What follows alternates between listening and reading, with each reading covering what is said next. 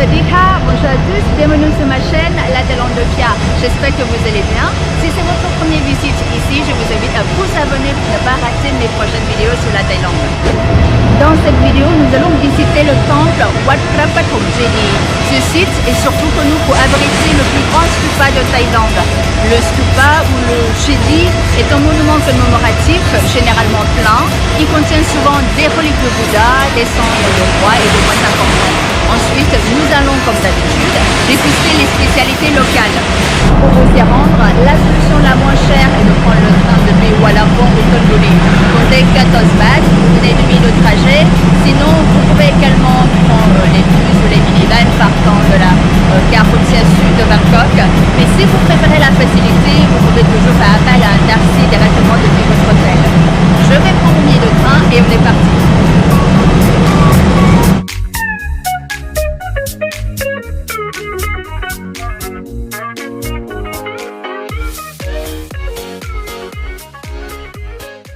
Et voilà, nous sommes arrivés à Nakhon Prathom. Vous savez que le temple Wat Phra Pathom Jedi se trouve seulement à 300 mètres de la gare. Vous pouvez facilement vous y rendre à pied. En fait, il est juste en face de nous. Vous voyez? Voilà. Il suffit de suivre la rue principale. Allez, on y va!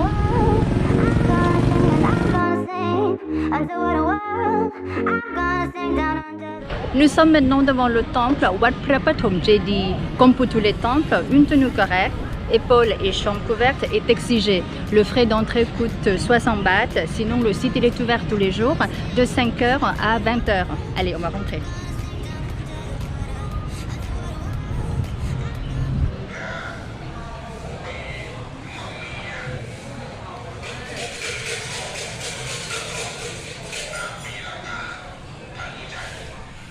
Le mot Phra Pathom signifie premier, donc le temple Wat Phra Pathom Jedi veut dire le temple du premier monument bouddhiste.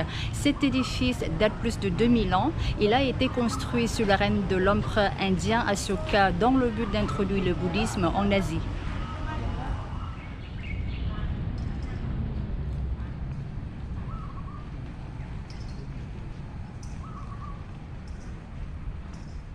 La structure originale était semblable à celle d'un grand stupa de Sanchi en Inde.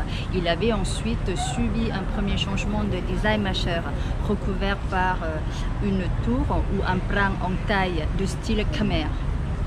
Peu de temps après, la ville est abandonnée et le stupa se trouve envahi par la jungle. En 1831, le roi Mongkut ou le Rama IV, en tant que moine, avait exploré les ruines à plusieurs reprises. Après son couronnement, il a décidé de recouvrir le Jedi existant par une nouvelle structure plus imposante dans le style Sri Lanka, c'est-à-dire le style en forme de cloche. Après 17 ans de dur labeur, les travaux de restauration ont terminé sous le règne de son successeur, le Rama V, en 1870. Le Jedi atteint alors la taille immense, 220 mètres de haut et 235 mètres de large totale à la base, en faisant d'alors le plus grand monument sacré de Thaïlande.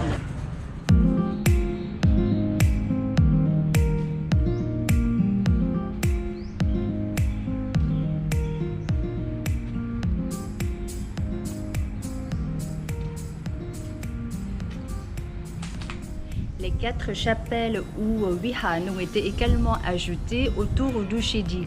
Et dans la niche de la chapelle du Nord, vous allez trouver l'image de Bouddha debout, la plus vénérée, appelée Paruang Lochanalit. Et c'est à la base de cette statue qu'ont été conservées les cendres de Rama VI et sa femme.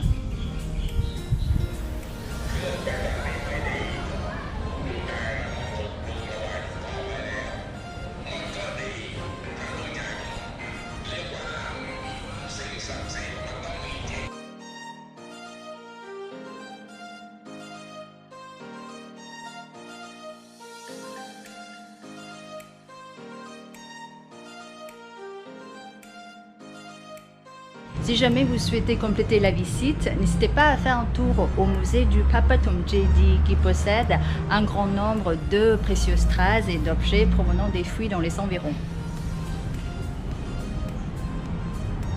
Ensuite, vous pouvez visiter le palais Senamchan qui se trouve à 2 km du temple. Cet endroit a été érigé par le Rama VI entre 1902 et 1911. Les résidences du palais ont été influencées par une combinaison de styles d'architecture français, anglais et sud-est asiatique. L'entrée est libre et le site il est ouvert tous les jours à partir de 9 h jusqu'à 16 h. Sur la route entre Lakar et le Chedi, il y a plein de restaurants de rue et un marché couvert.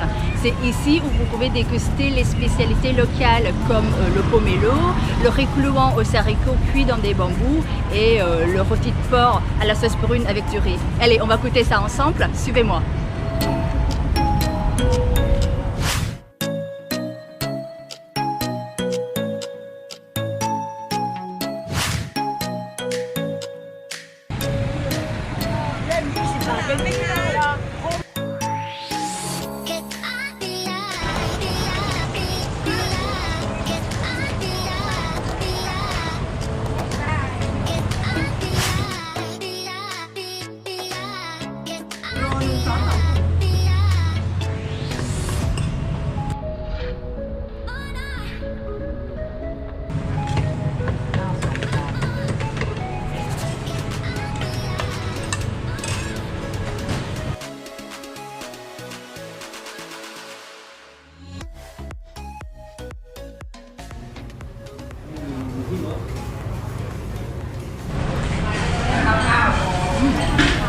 Vraiment, la sauce elle est pas trop sucrée, parfait. Le veau il est bien parfumé, donc c'est top. Allez, bon appétit.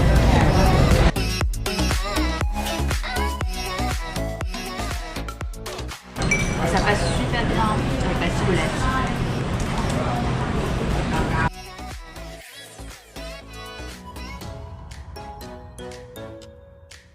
Si vous n'êtes pas trop fatigué, je vous recommande fortement de visiter le marché de nuit situé sur le parking du temple. Il est ouvert tous les soirs à partir de 17 h 30 jusqu'à minuit. C'est ici que vous allez trouver plein de plats typiques. Franchement, le prix est pas cher et tout donne envie. Je pense que vous allez adorer. Voilà, c'est la fin de ma vidéo. J'espère que vous a été utile. Si c'est le cas, je vous remercie de la liker, la commenter et la partager avec vos proches. Passez une très belle journée. À très bientôt. Sawadee ka.